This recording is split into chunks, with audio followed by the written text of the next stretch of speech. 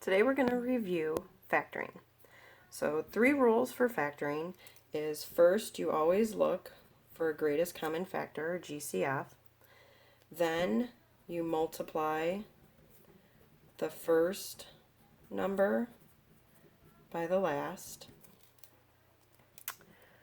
And then you look for what multiplies to that number and adds or subtracts to the middle value. Okay, so let's do a couple examples. So first thing I do is look for a GCF. 3, 11, and 6 don't have anything in common. So I'm going to take that 3 times 6, which is 18.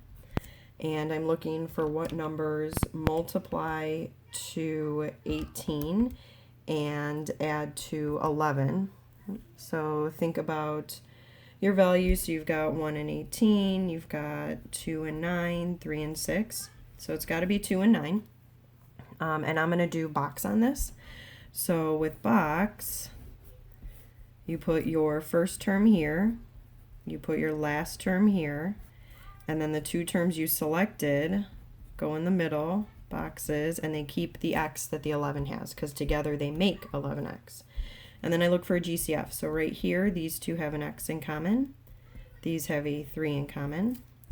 These have a 3 and an x in common. These have a 2 in common. So here's my factors. So I've got x plus 3 and 3x plus 2. So there's my factors. All right, let's try the next one. So in the next one, again, look for a GCF. They don't have one. So I'm going to go to my first times my last. So 2 times 10 is 20. And then I'm looking for what factors multiply to that 20 and add to 9. Here's all my factors. Looks like it has to be 4 and 5. So I'm going to do box again. So I've got 2b squared and then 10. I've got 4b and 5b makes the 9. So look for a GCF. These have a 2 and a b in common. These have a 5. These have a b in common. And these have a 2. So there's my factors, 2b plus 5 and b plus 2.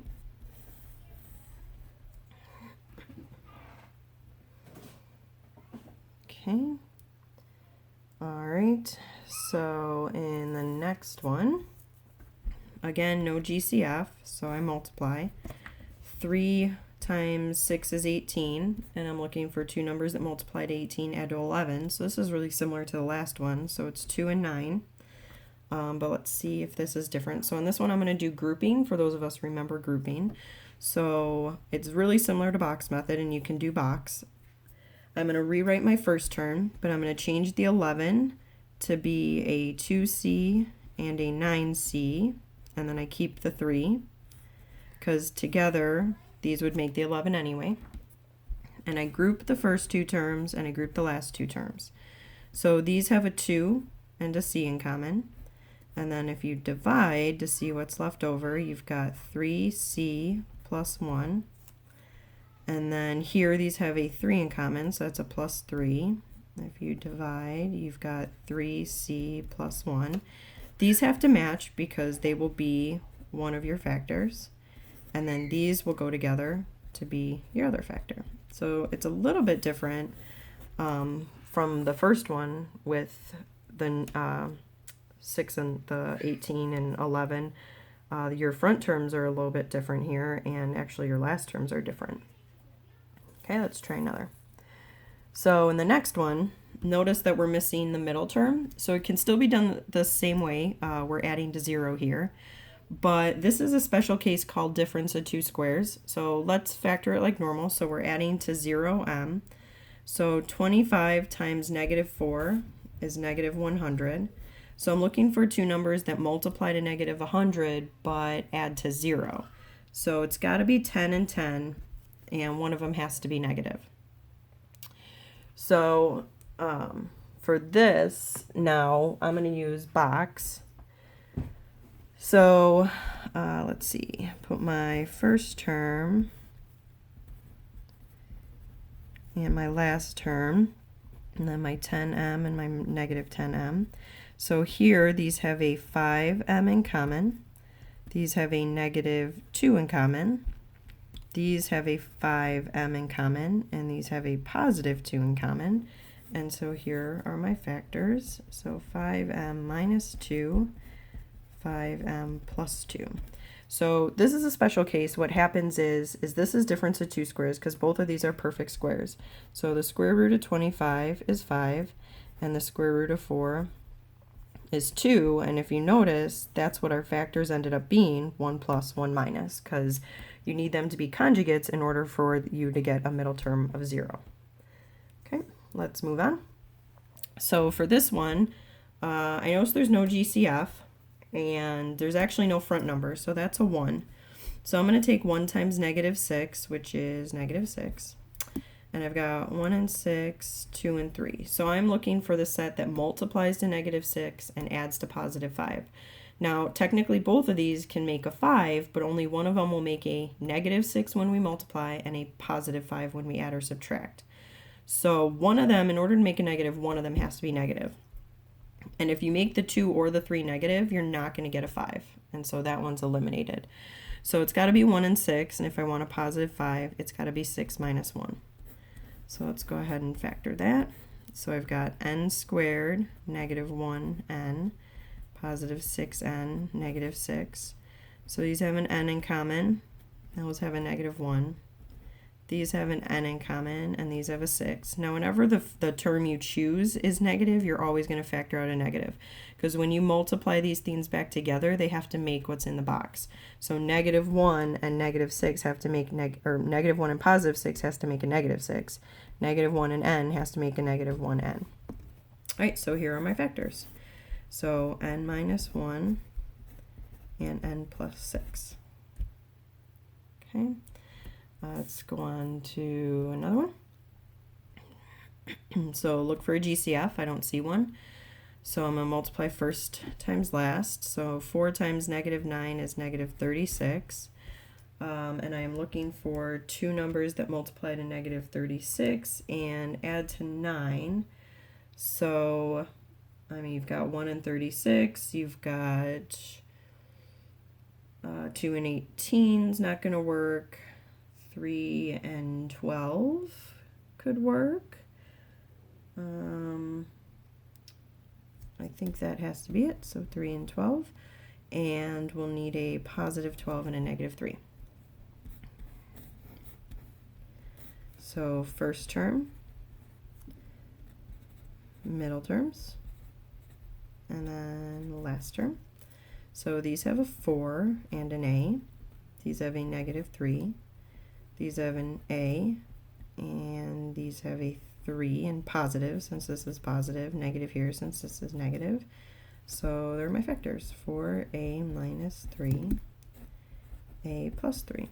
And remember, you can always check because this times this should give us 4a squared. This times this should give us the negative 9.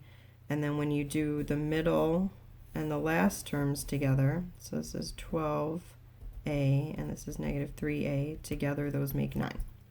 So it should multiply back together. Okay. Let's go down to 6. So let's see, no GCF. So I take 6 times 2 is 12.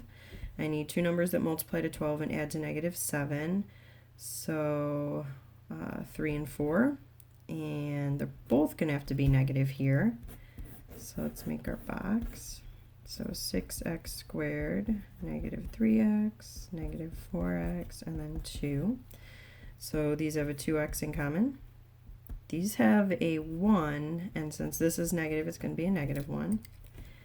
These have a 3x, and these have a 2, and since this is negative, so will 2, because negative 1 and negative 2 has to make a positive 2 here. And there's my factors, so 2x minus 1, 3x minus 2. Okay. All right. So here, I don't think there's a GCF. So 5 times 12 is 60. So I'm looking for two numbers that multiply to 60, add to negative 23. So remember in your calculator, you do have the trick of, if it's obviously a calculator part, but if it's a larger number and you can't remember all the factors, you can do 60 divided by x and then hit second table. And you can see all your factors here. Obviously ignore the decimals. So I'm looking for the pair that'll get us a 23. So, 20 and 3 would probably work. Okay, so let's use those, and they would both have to be negative, which works because negative times a negative is positive. Okay, so let's do our box. So 5x squared, 12, negative 20x, negative 3x. So these have a 5x, these have a 3, and that's negative. And these have an x, and these have a 4, and it's got to be negative. All right, so 5x minus 3, x minus 4.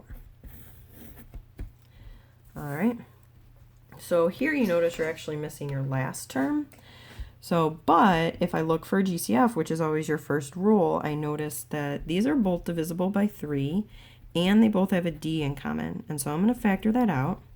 So if I were to distribute, I would need a 2 and a d here to get 6d squared. And I would need a minus 1 here to get the negative 3d. And since my square is gone, that is the factored version. So don't forget, sometimes it's just a GCF that we need. Okay, so at the bottom, there are 3 examples for you to try. So if you want to pause the video here and give it a try to factor, and then I will show you the answers in just a minute.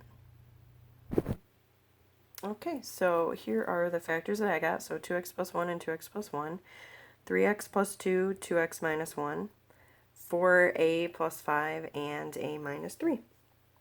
So hopefully those worked out for you. So at this time there are, in your new homework packet, there is the first worksheet is on factoring. So I would like you to get to work on that now.